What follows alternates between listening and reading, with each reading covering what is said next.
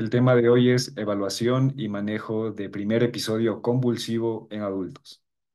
Para tener un mejor entendimiento acerca de este tema, en primer lugar abordaré lo que son los tipos de convulsión, algunas definiciones importantes y las causas que dan lugar a una convulsión. Entonces, ¿cuál es el objetivo de evaluar a un paciente que aparentemente experimentó una convulsión? En primer lugar, está descartar condiciones que puedan imitar a una convulsión. En segundo lugar, determinar la etiología de la convulsión, que puede ser sistémica como una infección o una alteración metabólica como un desequilibrio hidroelectrolítico o una hipoglicemia o disfunción del sistema nervioso central. Y además determinar si es provocada o es una convulsión no provocada. Y por último, evaluar la necesidad de tratamiento anticonvulsivante, que como ya veremos al final del video, no suele ser necesario en todos los casos. Entonces, en cuanto a definiciones importantes, ¿qué es una convulsión? Una convulsión básicamente es un evento neurológico transitorio que se debe a actividad eléctrica cerebral excesiva, sincronizada y anormal que resulta en manifestaciones observables dependiendo de el área cerebral afectada.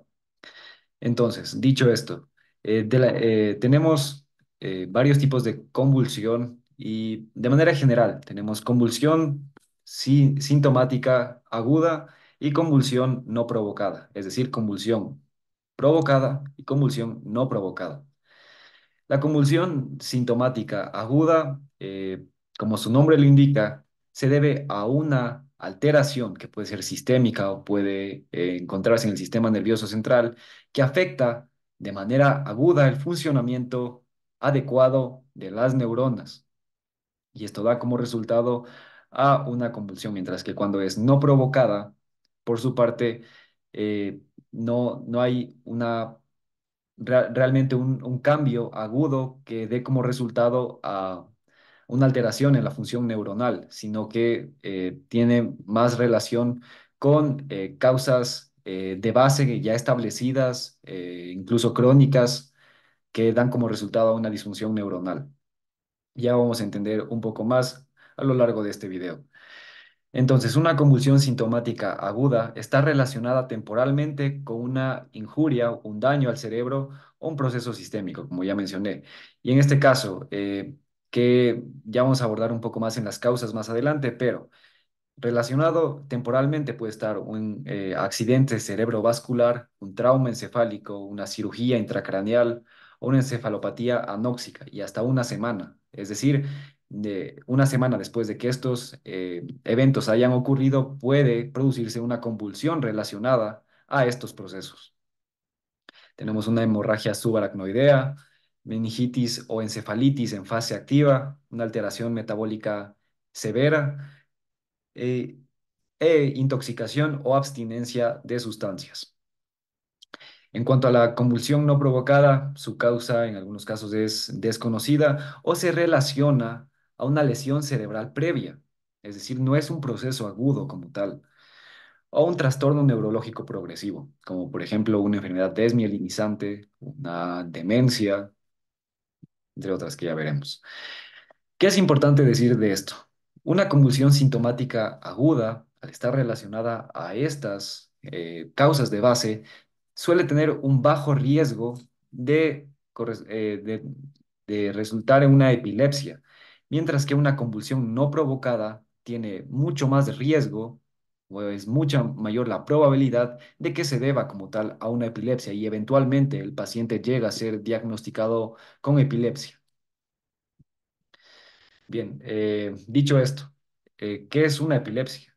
Una epilepsia básicamente es un trastorno neurológico crónico debido a actividad eléctrica cerebral anormal sin crónica. Entonces, en este caso, ya hay una alteración que se va a perpetuar, que va a estar constante y que puede afectar a la función de las neuronas. Y entonces, en este caso, puede haber recurrencia en los episodios convulsivos. ¿Qué criterios, de acuerdo a la ILAE, que es esta asociación relacionada a la epilepsia, tenemos para definir como tal, para diagnosticar como tal una epilepsia. Al menos dos convulsiones no provocadas, esto es muy importante, no provocadas, separadas por un periodo de más de 24 horas. Bien, una convulsión no provocada más una probabilidad mayor o igual a 60% de recurrir en los siguientes 10 años. Ya vamos a ver en qué casos se cumple este criterio al final de este video. Y diagnóstico de síndrome epiléptico, ya cuando tenemos signos, síntomas, hallazgos en el electroencefalograma, en imagen que son característicos de un cierto tipo de epilepsia, de un síndrome epiléptico. Bien, ¿qué tipos de convulsiones tenemos? Ya en cuanto a las manifestaciones, tenemos convulsiones focales y convulsiones generalizadas. En las focales tenemos, a su vez, convulsiones focales con conciencia preservada, antes llamadas convulsiones parciales simples, y con convulsiones focales con conciencia alterada, antes llamadas convulsiones parciales complejas. Ya, ¿cómo luce a grandes rasgos una convulsión focal? Básicamente, tenemos un foco epileptogénico en un hemisferio cerebral que realiza descargas excesivas, sincronizadas, que afectan solo a un hemisferio cerebral. Bien, eso básicamente es una convulsión focal que se limita a un hemisferio. Bien, entonces, ¿cuáles son las manifestaciones de una convulsión focal con conciencia preservada?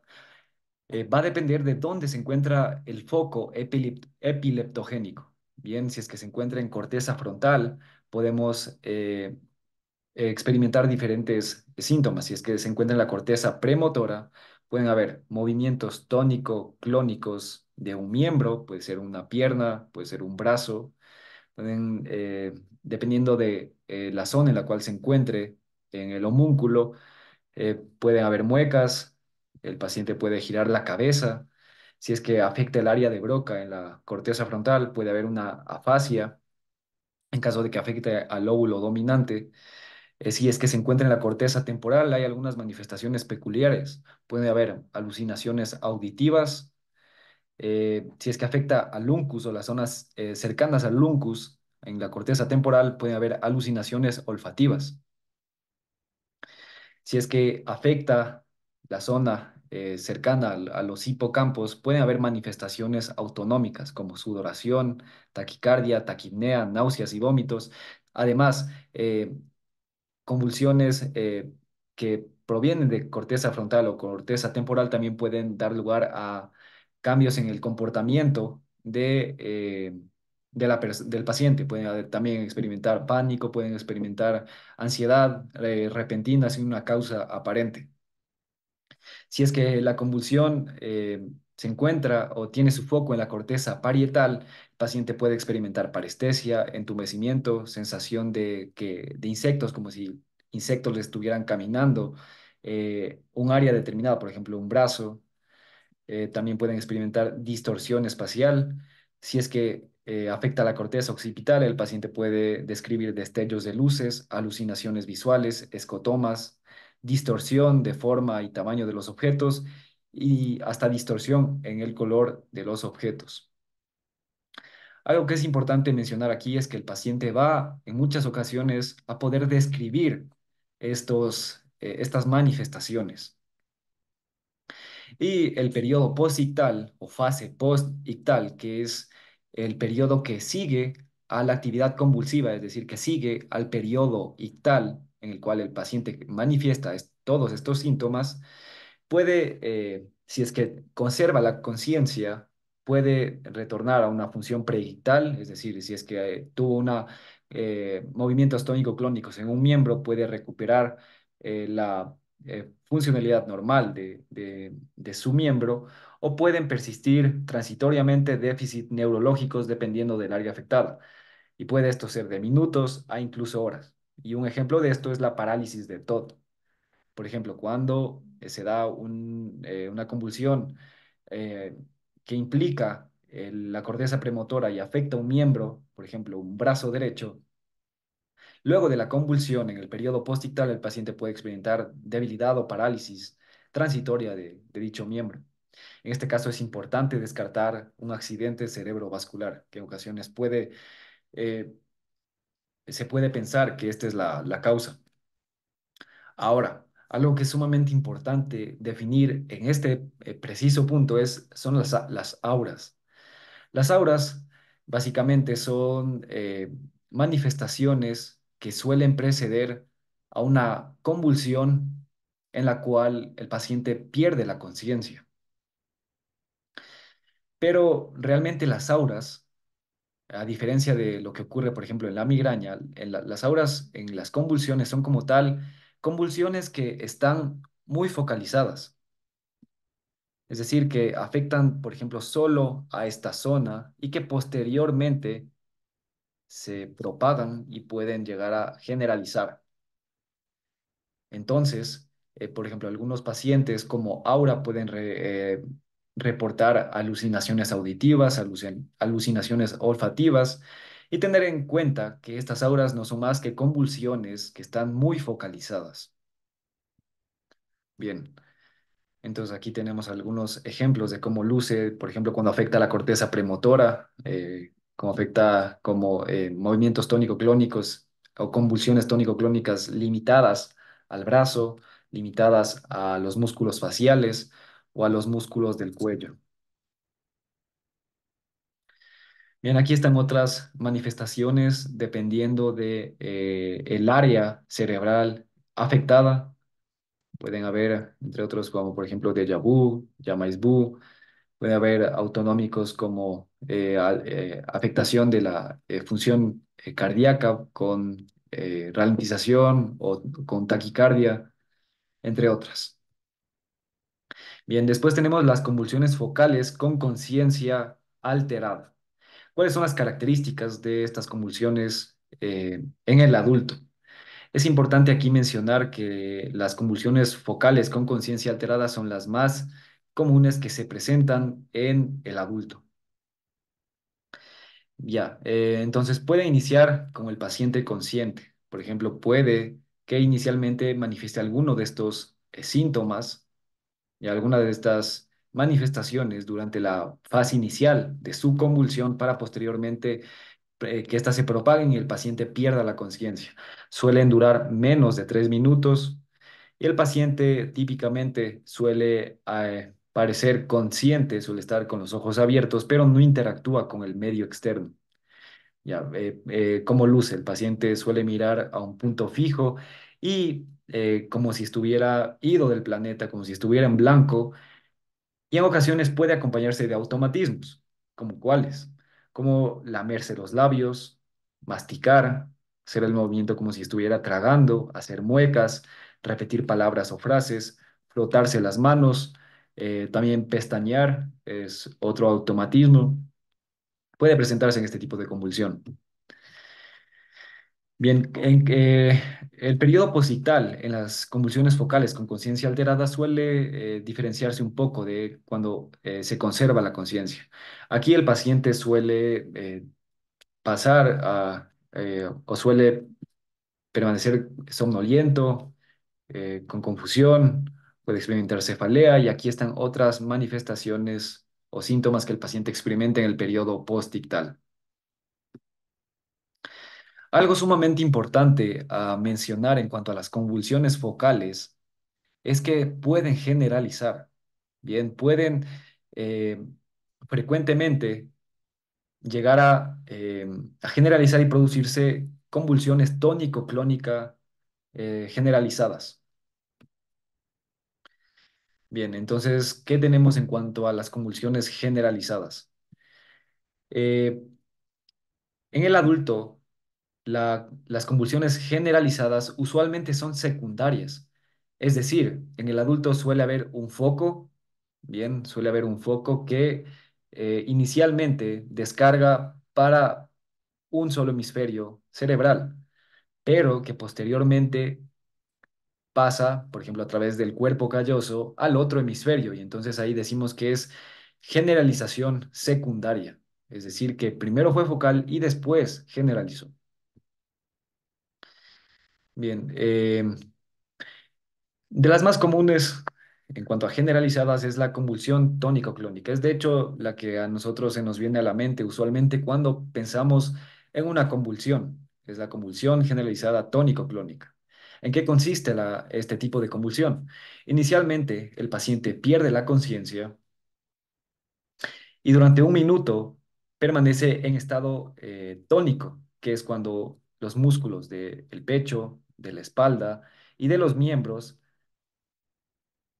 adoptan un tono incrementado, al punto de que el paciente puede llegar a, a adoptar esta postura como si estuviera en tetania o similar.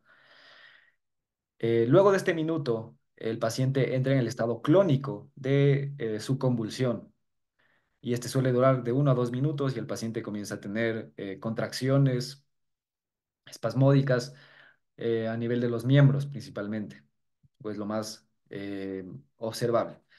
Adicionalmente puede llegar a producir o a excretar esputo que puede ser sanguinolento o espumoso. Luego de estos 2 minutos, el paciente permanece dormido durante un periodo determinado y recupera la conciencia y típicamente suele permanecer confundido. Además puede también tener dolor muscular después de la convulsión. Claro, si sus músculos están contrayendo constantemente y fuertemente, es muy probable que al paciente le duele el cuerpo. Y antes de este primer minuto de convulsión tónica, de la fase tónica de la convulsión, el paciente puede experimentar un aura. Y esto, como les mencioné, es básicamente una convulsión que está muy focalizada que posteriormente generaliza. En ocasiones el aura o esta parte de la convulsión focal es imperceptible, es muy rápida y el paciente entra rápidamente a una convulsión generalizada. Otros tipos de convulsión que no son muy comunes en el adulto, sino más que todo en población pediátrica, pero cabe eh, mencionarlas, son las crisis de ausencia. Se caracterizan por episodios de 5 a 10 segundos que pueden repetirse docenas a cientos de veces al día. Característicamente son un paciente que está realizando cualquier actividad, por ejemplo, en este caso, una persona que está leyendo un libro y de la nada eh, pierde sintonía con su medio externo, pierde la conciencia de lo que está realizando en ese momento.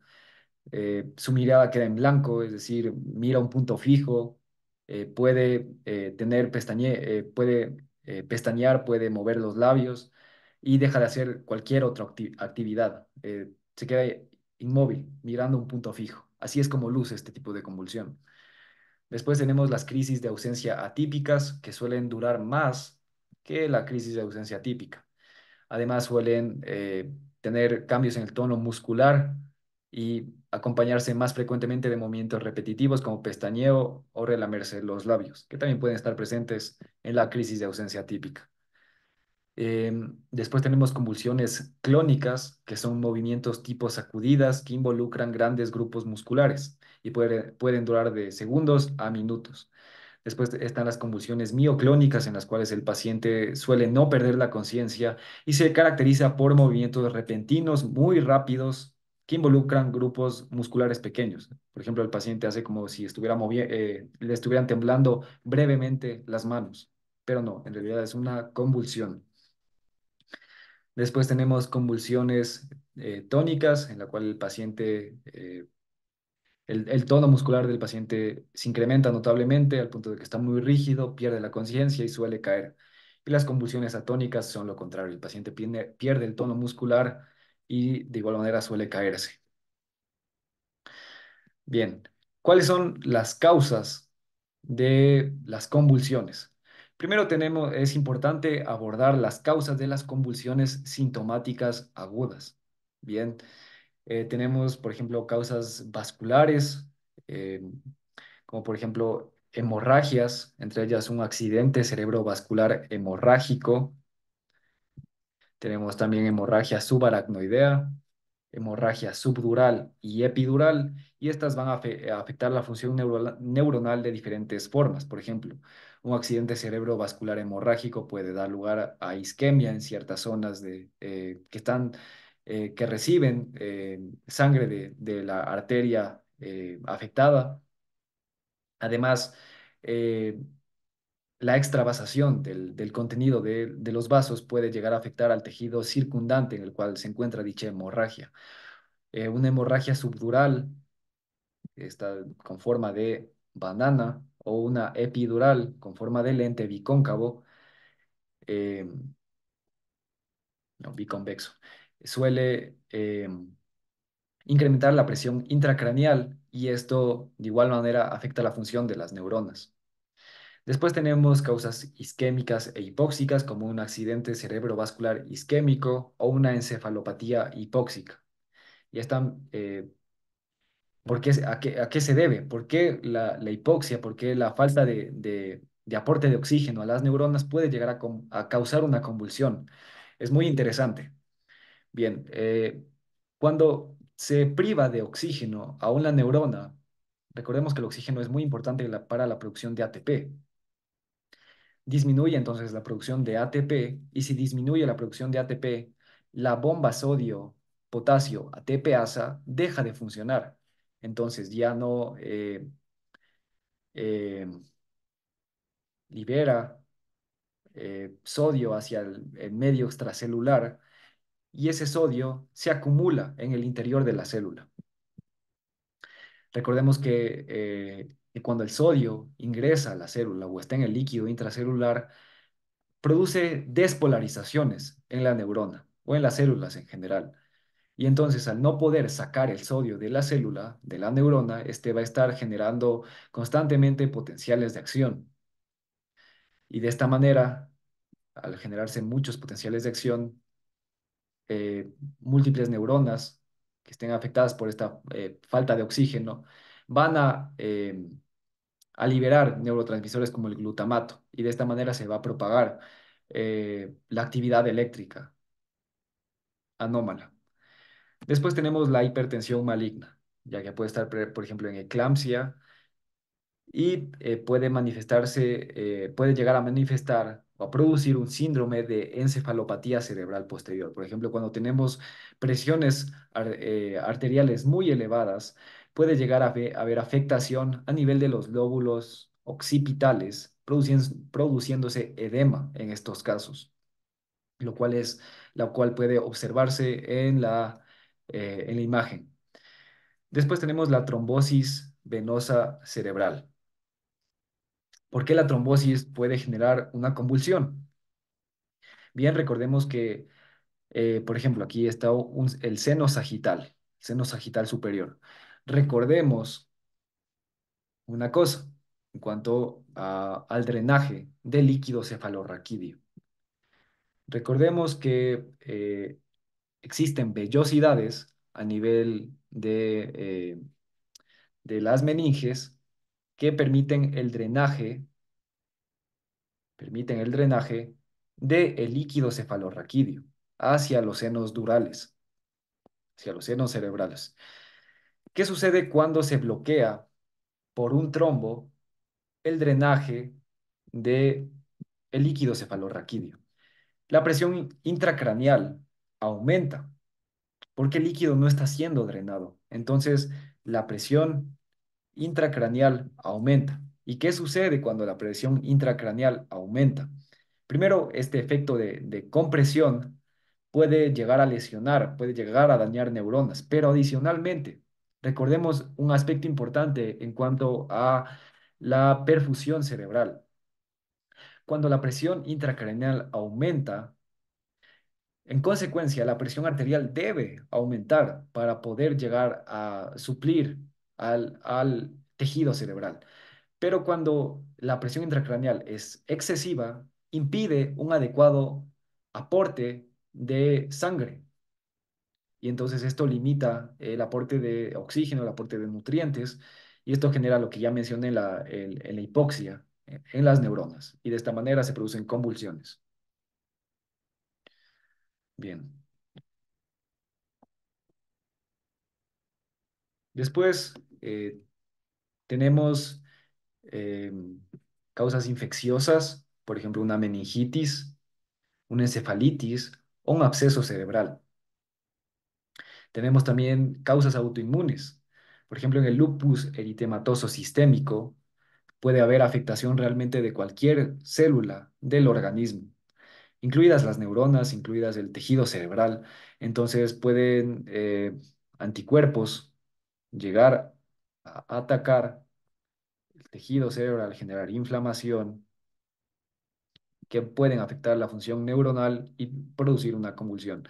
También tenemos síndromes paraneoplásicos, por ejemplo, en un cáncer de mama o en un cáncer de pulmón. ¿Qué es lo que está sucediendo dentro del material genético de las células? Está mutando constantemente, tratando de adaptarse al medio, tratando de sobrevivir, y eso genera neoantígenos. Estos neoantígenos, a su vez, estimulan la producción o al sistema inmune, y entonces se generan anticuerpos que a través de mecanismos cruzados, a través de inmunidad cruzada, pueden llegar eh, a afectar otros antígenos dentro del organismo, otras proteínas que, por ejemplo, pueden ser receptores de neurotransmisores en el cerebro, y esto genera convulsiones. Un trauma cráneoencefálico puede generar edema, puede generar hemorragias, y la fiebre. ¿Por qué la fiebre? Recordemos que la fiebre eh, puede disminuir el umbral excitatorio de las neuronas y facilitar que se produzcan convulsiones. Bien. Eh, Después tenemos alteraciones metabólicas, como por ejemplo la hipoglicemia, la hiperglicemia, especialmente en el estado hiperosmótico, hiperglucémico en pacientes diabéticos, hiponatremia, hipocalcemia e hipomagnesemia, hipofosfatemia, hipertiroidismo, uremia y porfirias, un poco menos frecuente. ¿Qué es lo que sucede en el caso de la hipocalcemia y la hipomagnesemia?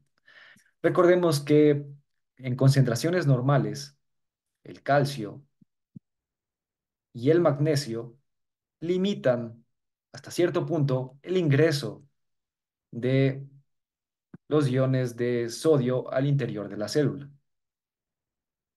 Pero ¿qué sucede? Cuando disminuyen las concentraciones de magnesio y de calcio, no hay, por así decirlo, este efecto de guardia que están haciendo el calcio y el magnesio en los canales de sodio. Es decir, no hay quien le impida al sodio ingresar al interior de la célula. Y entonces por ello fácilmente despolariza la membrana y genera aumento de la actividad eléctrica. Bien, en cuanto a los medicamentos que pueden llegar a causar convulsiones, no en todos los casos causar, pero sí incrementar la probabilidad de que una convulsión tenga lugar, eh, para esto tenemos una mnemotecnia, que es un nombre, es Otis Campbell, que es para algunos medicamentos, como por ejemplo la O de opioides, la T para antidepresivos tricíclicos, la I para isoniazida, la S para salicilatos como la aspirina, que en intoxicación por aspirina pueden llegar a producirse convulsiones, la cocaína, que es un estimulante, cefepime, que es una cefalosporina, anfetamina es un estimulante, metronidazol un antibiótico, penicilina es antibiótico, benzodiazepinas. En este caso, y en el caso del etanol, es importante recordar que como tal las benzodiazepinas y el etanol no suelen causar convulsiones, pero sí el síndrome de abstinencia y a la abstinencia a estas sustancias de abuso. Es decir, cuando el paciente no se administra benzodiazepinas o etanol cuando éste es dependiente o tiene adicción por estas sustancias, el umbral excitatorio de las neuronas suele estar eh, alterado, debido a que las benzodiazepinas y el etanol tienen un efecto inhibitorio. que desaparece en estos casos cuando el paciente se abstiene. Y entonces por ello se producen convulsiones. Después tenemos el bupropión, que es un antidepresivo, que de igual manera disminuye el umbral de convulsión, y el litio. Aquí están otros medicamentos que pueden generar, que se han visto asociados a convulsiones. Después, tenemos ya las convulsiones no provocadas. Como mencioné antes, estas son las que más probabilidad tienen de corresponder a una epilepsia. Consideraciones que debemos tener con las convulsiones no provocadas. La etiología. En niños suele ser más probable que estas convulsiones se produzcan por alteraciones genéticas, metabólicas, que a su vez suelen ser genéticas, y estructurales congénitas. En adultos pueden relacionarse a tumores, a alteraciones o malformaciones vasculares y a procesos degenerativos. Pero aún así es importante mencionar que el 60% de estas convulsiones no provocadas tienen etiología desconocida. En el adulto, lo más frecuente es que sean focales. Bien, en el adulto es más común que las convulsiones sean por alguna afectación o alguna lesión que puede ser observada en la imagen o alguna lesión que como tal esté generando las convulsiones, mientras que en el niño es más común que sean generalizadas. Entonces, ¿qué hallazgos podemos tener en estos pacientes que den lugar a, o qué patologías puede tener el paciente que den lugar a estas convulsiones no provocadas?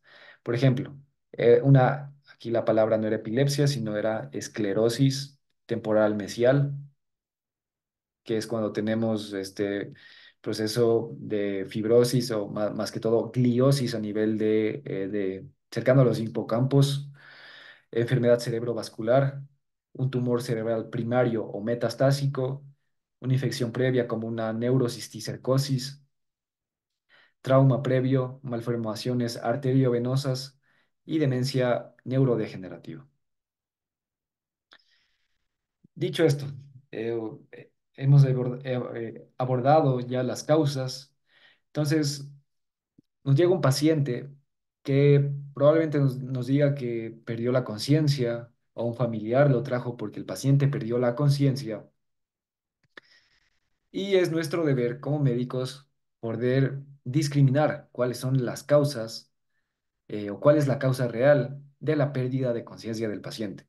Para esto tenemos que tener en cuenta trastornos que pueden imitar a una convulsión.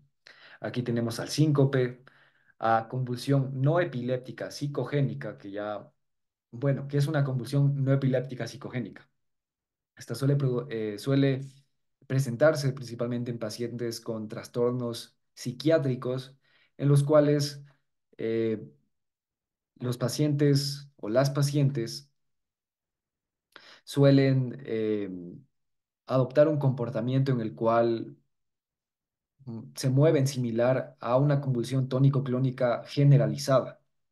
Pero hay algunas diferencias que nos van a ayudar a distinguir esta convulsión no epiléptica psicogénica de una convulsión tónico-clónica generalizada.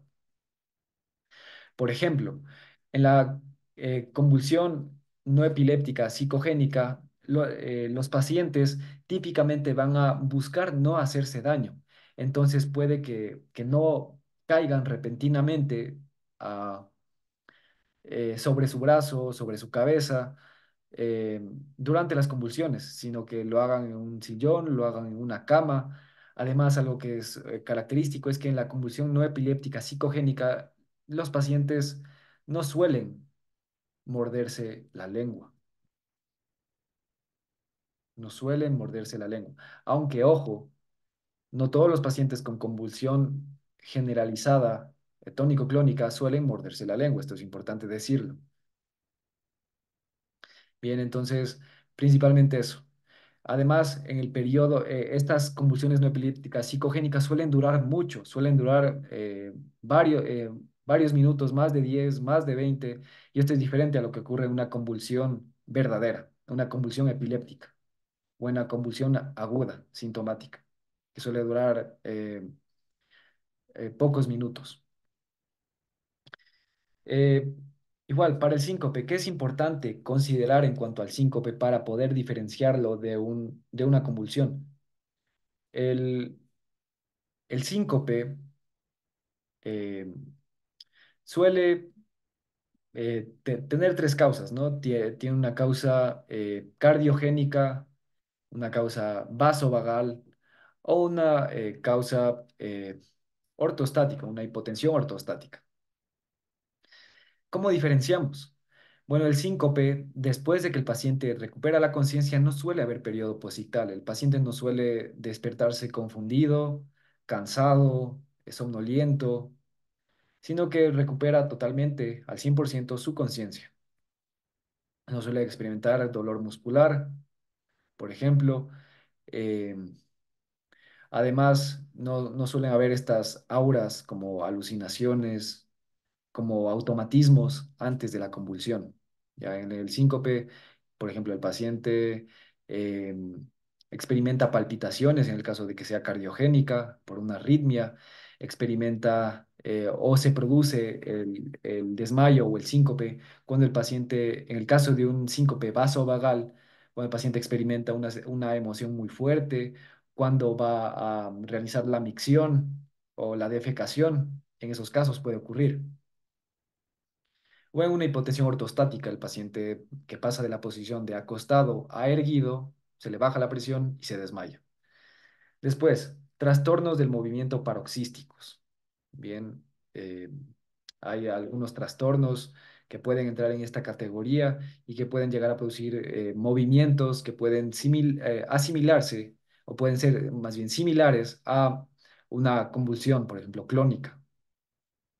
Después tenemos los ataques de pánico. Los ataques de pánico pueden llegar, en algunos casos, parecerse a una convulsión. Por ejemplo, cuando el paciente hiperventila, disminuyen los niveles de dióxido de carbono a nivel de la circulación cerebral. Y esto puede llegar a generar vasoconstricción, que puede, en última instancia, no es muy común, pero puede ocurrir que la vasoconstricción genere un síncope, ya que el paciente experimente un desmayo. Además, la disminución de dióxido de carbono disminuye el pH, perdón, aumenta el pH y entonces esto desplaza eh, al calcio libre de la circulación para unirse a la albúmina y esto puede generar parestesias, similar a lo que ocurre en el aura de algunas convulsiones focales que tienen su inicio en la corteza somatosensitiva. Pero hay algunos aspectos que tenemos para diferenciarlo de una convulsión. Por ejemplo, el ataque de pánico no tiene un periodo posictal o manifestaciones similares, un periodo posictal. Además, el paciente nos va a referir que al inicio de su cuadro tenía una sensación inminente de muerte o de que algo malo estaba por ocurrir o u ocurriendo. Un accidente cerebrovascular o un ataque isquémico transitorio puede eh, ser similar, por ejemplo, al aura de una convulsión o al periodo posictal, y esto es sumamente importante tenerlo en consideración, porque algunos pacientes pueden llegar a la consulta o a la emergencia debido a las manifestaciones del periodo posictal o de la fase posictal, como por ejemplo la parálisis de Todd o una afasia transitoria que se produce después de una convulsión.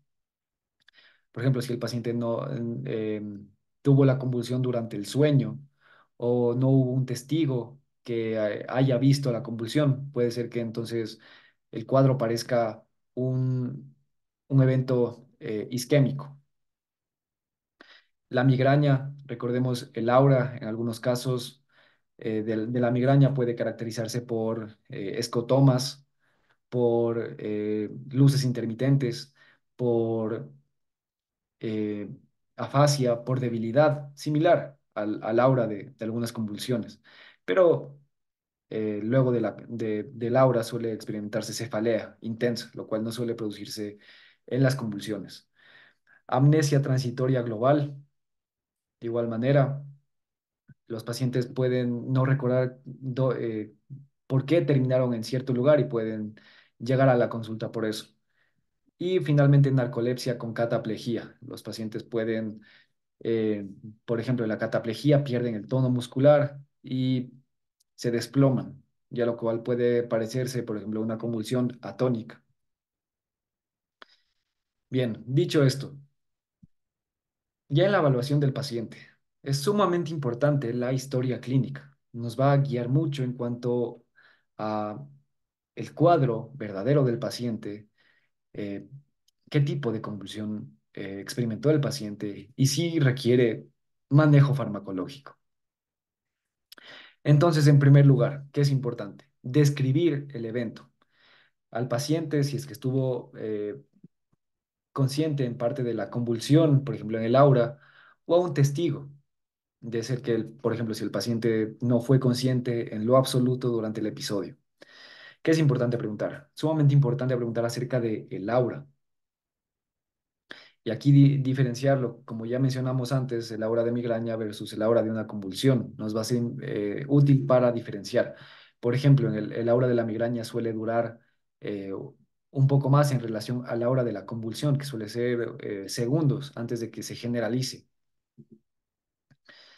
Eh, y de igual manera, preguntarle al paciente si es que antes de perder la conciencia sintió un olor extraño, tuvo alucinaciones auditivas, alucinaciones visuales, algún automatismo, todo lo que ya vimos en cuanto a las convulsiones focales con conservación de la conciencia. Y en la fase ictal, ¿qué tenemos que preguntar? ¿Cómo inició? ¿Cómo progresó? ¿Cuánto duró? ¿Qué manifestaciones tuvo? Esto, en cuanto a las manifestaciones, nos va a orientar claramente en dónde se encuentra el foco epileptogénico. En cuanto a la fase posital, ¿qué es importante? Eh, Recordar que si el paciente eh, no perdió la conciencia, bien, una convulsión focal puede llegar a experimentar parálisis de TOD, afasia, hemianopsia, entumecimiento de algún miembro, y entonces es orientarnos eh, a que se trató de una convulsión. Y aquí importante para diferenciar de un accidente cerebrovascular. Esta parte puede ser un poco, puede confundir un poco. Bien, eh, en el caso de una convulsión focal con pérdida de la conciencia y generalizado, usualmente en la fase posital, como ya mencionamos, el paciente va a experimentar confusión, amnesia, somnolencia. Hay que, igual manera, determinar la duración de los síntomas de la fase posital. Puede ser de segundos a horas o incluso días, dependiendo de qué. Por ejemplo, depende de la edad del paciente, depende del foco epileptogénico, depende de las comorbilidades del paciente.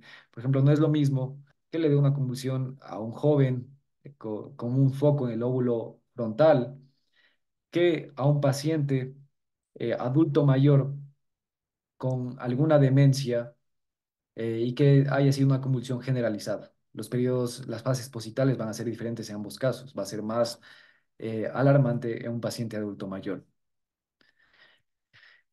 Ojo, piojo. Usualmente la recuperación de la fase posital, el paciente para que recupere su estado preictal, suele ser de 10 a 20 minutos. Pero si los síntomas persisten después de estos 20 minutos, es importante evaluar de que no haya unas convulsiones subclínicas. Para esto va a ser importante, por ejemplo, el electroencefalograma. En algunos casos, los síntomas positales son la presentación clínica, como ya mencioné antes, y pueden pasar por un accidente cerebrovascular. Además, es importante preguntarle al paciente acerca de desencadenantes, pero para eso primero nosotros tenemos que saber cuáles son los desencadenantes. Por ejemplo, emociones intensas, ejercicio intenso, música a alto volumen, luces intermitentes, condiciones fisiológicas cuyo mecanismo es disminuir el umbral excitatorio. Y ejemplos son el periodo menstrual, estrés, fiebre, como ya mencioné antes, privación del sueño y embarazo. Aunque aquí es sumamente importante mencionar que la mayoría de las convulsiones no tienen un desencadenante. Bien. Además, hay que preguntar al paciente si ha tenido eventos similares previamente, un estudio observacional en 220 adultos que acudieron con una convulsión inicial, se vio que hasta un 40% reportó uno o más eventos previos similares. Esto es sumamente importante. Algunas convulsiones pueden pasar desapercibidas. Por ejemplo, en convulsiones focales, en los cuales el paciente no perdió la conciencia y los síntomas fueron leves o transitorios, puede que el paciente ni se haya enterado de que tuvo una convulsión. Por ejemplo, alguien que huele algo desagradable eh, sin algo que cause ese olor, puede haber sido una convulsión, aunque obviamente sería la menor parte de los casos. En pacientes jóvenes hay que preguntar sobre espasmos en miembros al despertar, puesto que eh, esto puede ser un indicativo de epilepsia mioclónica juvenil. Otras manifestaciones sutiles que pueden pasar desapercibidas, pero que hay que preguntarle al paciente si es que ha tenido, ya mencionamos, alucinaciones olfatorias, gustativas, miedo, ansiedad o pánico repentino y alucinaciones visuales. Además, hay que preguntarle acerca de medicamentos y sustancias. Eh, ya les presenté antes algunos, la mnemotecnia de Otis Campbell y toda esa lista de medicamentos que se asocian a convulsiones. Hay que considerar el metabolismo del medicamento. ¿Y a qué me refiero con esto? Es que, por ejemplo, si es que el paciente está tomando dos medicamentos, uno de ellos tiene riesgo de generar convulsiones y el otro inhibe el metabolismo hepático de ese medicamento. Entonces, el medicamento uno va a elevar sus concentraciones y va a generar una convulsión. O, por ejemplo, un paciente que tenga una insuficiencia renal o una disfunción hepática. En estos casos es importante considerar esto para determinar la causa de la convulsión, que en este caso sería el medicamento. Eh, Intoxicación y abstinencia en cuanto a las sustancias, por ejemplo, intoxicación con cocaína, metanfetaminas o abstinencia con benzodiazepinas o alcohol. Y en estos casos, recordemos que las convulsiones inducidas por medicamentos y sustancias suelen ser más generalizadas en lugar de focales. Los antecedentes personales importantes a preguntarle al paciente es especialmente las convulsiones no provocadas son traumatismos, infecciones intracraneales previas, un desarrollo neurológico temprano anormal, discapacidad intelectual, abuso de sustancias, inmunosupresión, puesto que la inmunosupresión puede llegar a dar lugar a infecciones del sistema nervioso central, como por ejemplo toxoplasmosis, herpes, entre otras. Enfermedades reumatológicas como el lupus, accidentes cerebrovasculares, demencia, cáncer, anemia falciforme, recordemos que puede llegar a generar microinfartos, porfiria y síndrome antifosfolipídico, que puede llegar a generar trombosis de los senos cerebrales. Bien, los antecedentes familiares son sumamente importante, puesto que hay algunas condiciones que son, o epilepsias que son hereditarias, como por ejemplo la relacionada a las crisis de ausencia o a las convulsiones mioclónicas. El examen neurológico, fundamental. Eh, ¿Qué es lo que nos va a ayudar el examen neurológico? Bueno, bastante. Nos va a ayudar a determinar si existen déficits focales, fiebre y rigidez nucal que nos indiquen, por ejemplo, una meningitis, papiledema que nos indique una hipertensión intracraneal, por ejemplo, por una hemorragia intracraneal o una infección. Si es que hubo mordedura de lengua, esto nos indica que sí, en efecto, fue una convulsión tónico-clónico generalizada y no una convulsión no epiléptica psicogénica. Y esto es, la mordedura de lengua suele ser muy específica, de aproximadamente el 96% para una convulsión, pero es poco sensible, puesto que no en todos los casos el paciente se muerde la lengua en una convulsión. La presencia de hematomas y fracturas. Recordemos que en algunos casos el paciente cae al suelo sin ninguna protección y puede experimentar lesiones. ¿Qué exámenes de laboratorio son importantes en el paciente con un episodio convulsivo primero? Para todos se realiza una glicemia, electrolitos, calcio y magnesio, una biometría hemática, un toxicológico de orina, función renal y hepática, uroanálisis y electrocardiograma. Algunos de estos se preguntarán por qué. Por ejemplo, el electrocardiograma, ¿para qué le vamos a hacer? Para descartar una arritmia que pueda haber producido un síncope cardiogénico. Eh, ¿Por qué un uroanálisis? Bueno, puede que el paciente no se sabe el caso, puede ser que esté con una cetoacidosis y eso de igual manera puede llegar a producir una convulsión. ¿Qué consideraciones hay que tener en cuanto a los exámenes de laboratorio? En pacientes con pérdida de la conciencia no atestiguada, ya podemos utilizar el lactato. Recordemos que el lactato es un metabolito que proviene principalmente de los músculos durante el metabolismo anaerobio de los mismos y nos puede indicar una convulsión generalizada. Exámenes con poca utilidad. La creatina quinasa, cortisol y LDH eh, no suelen ser, eh, no suelen ser de mucha ayuda en el abordaje diagnóstico de estos pacientes. La prolactina, ¿en qué casos nos puede ser útil? Suele elevarse en las convulsiones tónico-clónicas generalizadas y nos va a ayudar a diferenciarla de una convulsión no epiléptica psicogénica. Eh, Importante que todo paciente con pérdida de la conciencia hay que descartar arritmias y síncope cardiogénico. Y aparece es importante el electrocardiograma. Aunque aquí algo que de igual manera es interesante e importante a la vez es que un síncope cardiogénico relacionado a una arritmia, al producir un menor aporte de oxígeno al cerebro, puede llegar a generar una lesión y esta lesión llegará a producir una convulsión.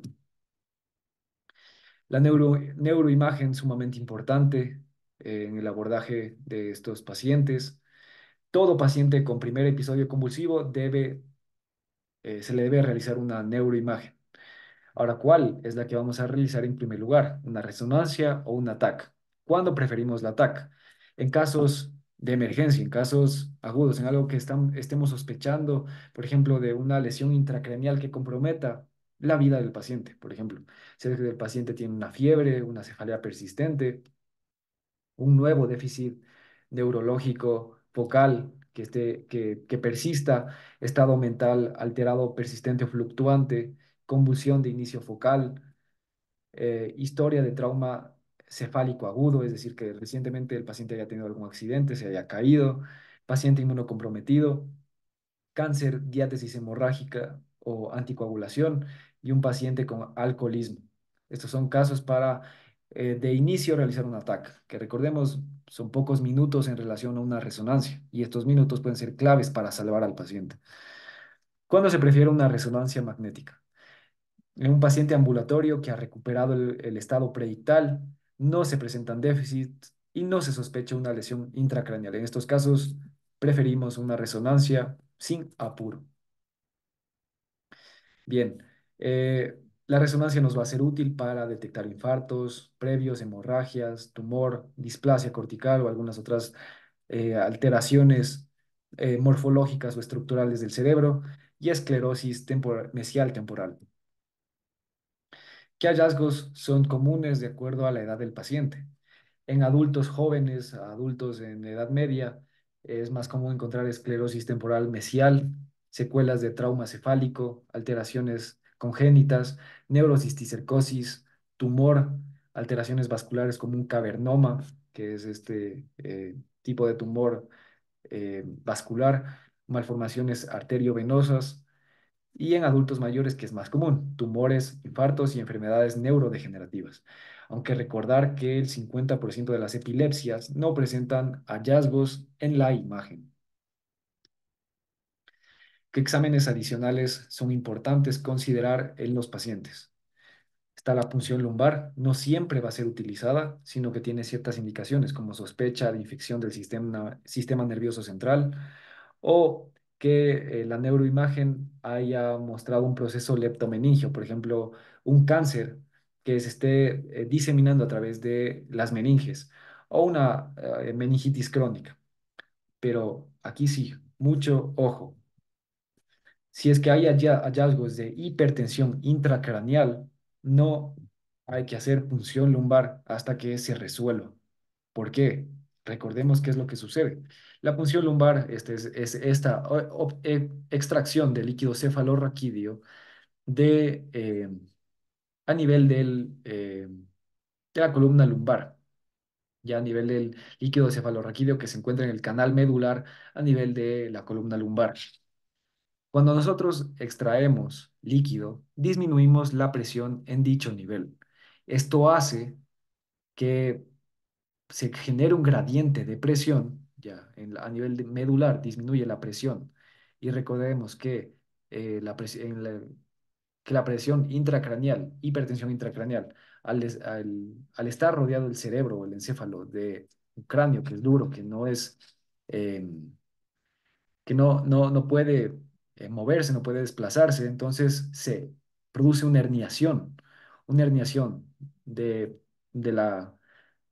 una herniación tonsilar del cerebelo o una herniación del uncus eh, a nivel a nivel intracraneal. Y esto puede ser fatal para el paciente. El electroencefalograma, ¿cuándo es útil? Es realmente muy útil para evaluar un paciente en quien se sospecha una epilepsia. Viene, por ejemplo, un paciente con una convulsión no provocada. Va a ser muy útil el electroencefalograma.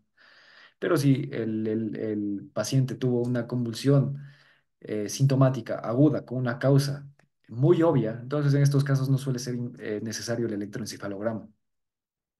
¿Cuándo es urgente el electroencefalograma?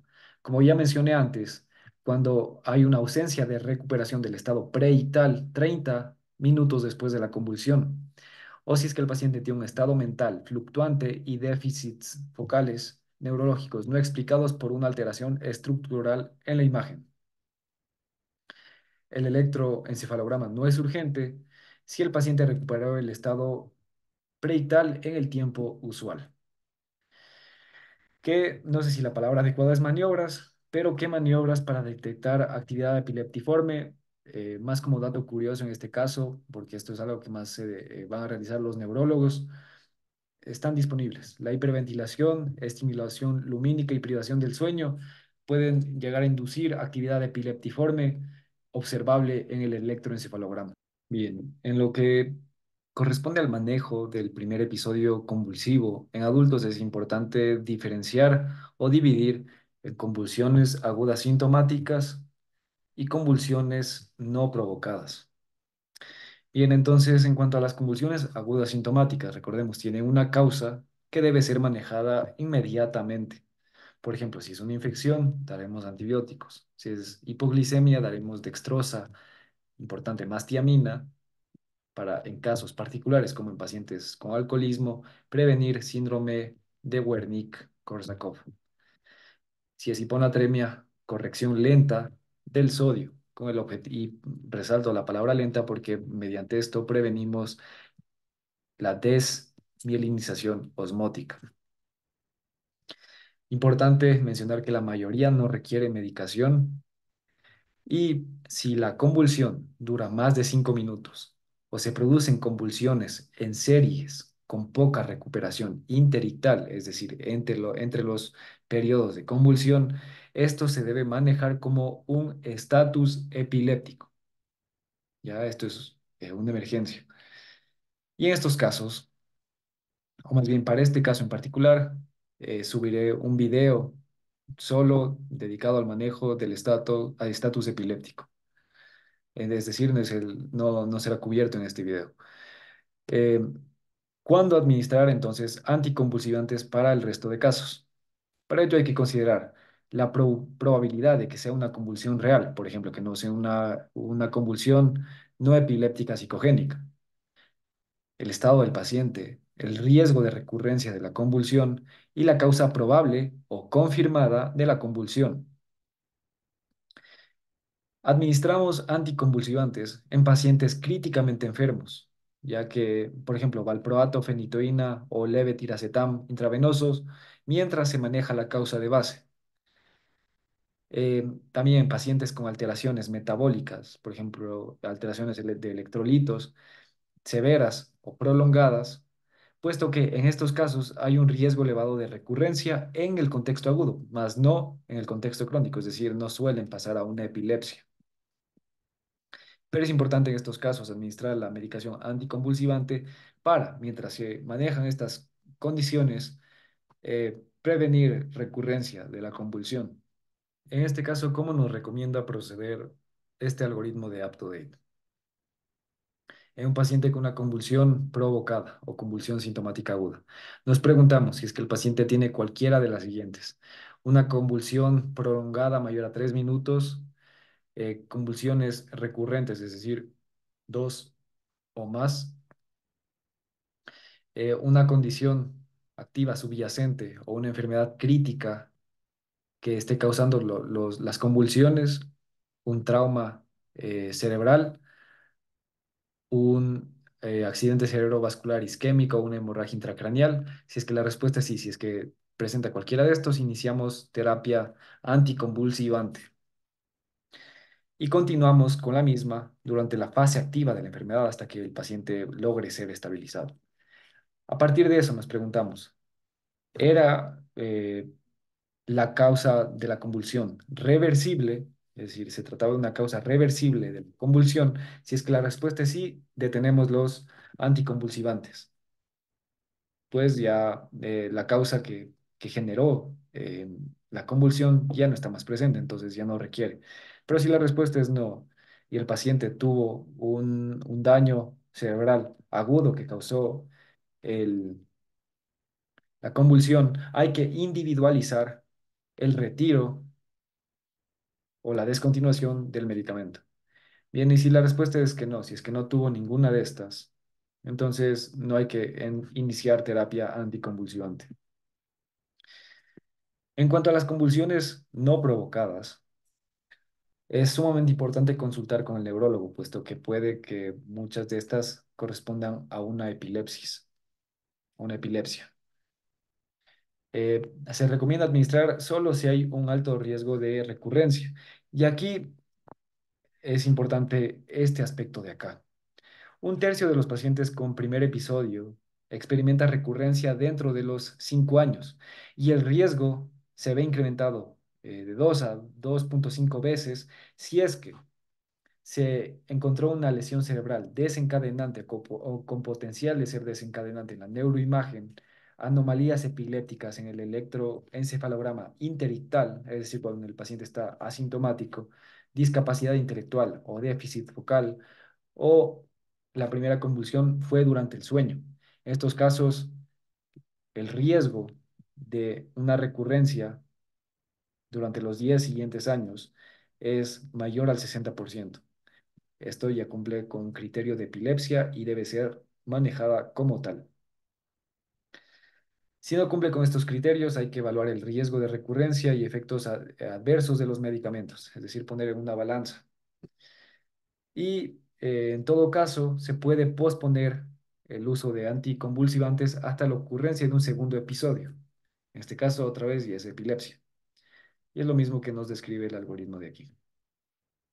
Criterios de hospitalización.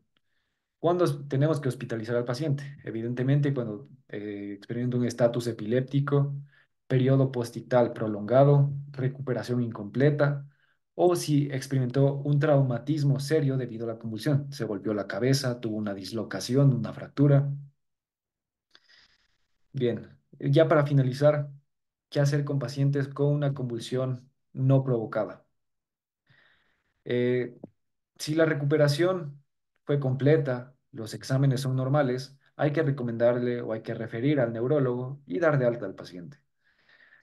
En cuanto a la educación, es importante decirle al paciente y a los familiares que hay que tomar precauciones, en particular en algunas actividades que impliquen un riesgo de caída del paciente, como por ejemplo bañarse. Hay que recomendar momentáneamente o dependiendo de lo que diga el neurólogo acerca de la capacidad del paciente para conducir un automóvil.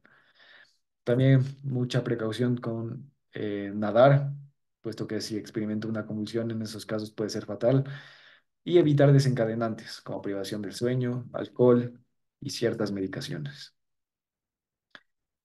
Entonces, eso fue todo lo que correspondía a la evaluación y al manejo de el primer episodio convulsivo en los adultos. Si es que el video te fue útil, te gustó, te invito a que te suscribas. En el siguiente video relacionado al tema de epilepsia, abordaré el manejo del estatus epiléptico.